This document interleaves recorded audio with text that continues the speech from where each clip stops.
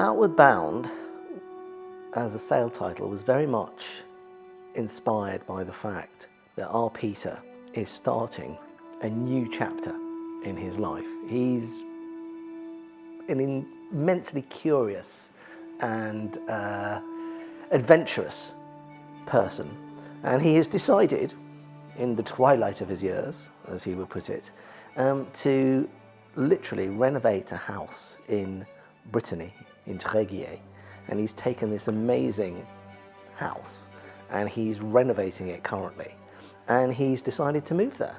He's abandoning London and he's off to France, and this really is the next stage of his journey. So he's outward bound.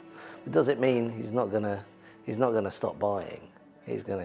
Pete will never stop buying. It's just a new chapter in his life. How did Peter create this bizarre collection? And it really is bizarre.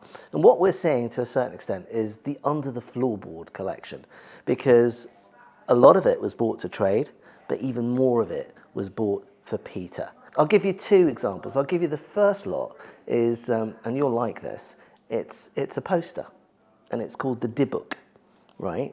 And it's a poster from the Everyman Cinema revival of the Dybbuk. So the Dybbuk is a spirit that actually captures someone's soul. It's a bit like The Exorcist is a bit like was inspired actually by the Dybbuk. So the Dybbuk is a soul that has no peace, that wanders. That inspires Peter. Why did Peter buy that poster? Because the film is 1937. It's very, very theatrical. It's very emotional. It's about a pair of star-crossed lovers who don't marry each other. And she marries someone else. Leia, I think, marries someone else. She's forced to marry someone else. And Hanoch, I think his name is, he dies. But he comes back and he actually takes over her body.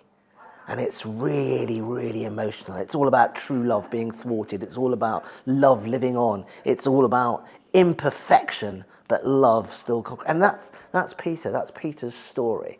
And at the same time, you'll see something like an amazing hero lot, like 3 staves, right, which are Masonic. They're about this big, and they're pewter, and they're Masonic in that they represent the sun, the moon, and the orb of power.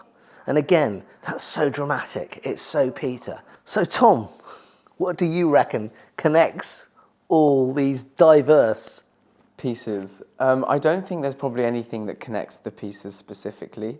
What connects them is probably Peter's love and care and interest in the objects themselves. It's sort of Peter's superpower is his ability to tell stories. And these pieces aren't necessarily tied to anything geographically, but what they all have, is an amazing story, and a story that Peter believes in, understands, and appreciates.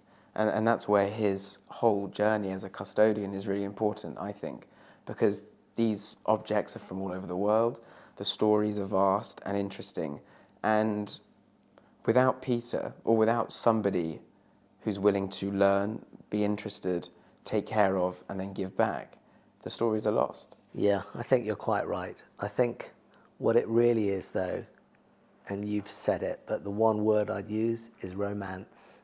It's romance. That's what it's all about. It's that love. And Peter, he passed it on to me, and I think to a certain extent, I'm passing it on to you. There's that love of the piece. There's that falling in love with it. There's that finding out about it. There's that exploration. And then there's that finding a home for it. As you said, the custodianship. Peter never regards himself as, I own it, it's mine.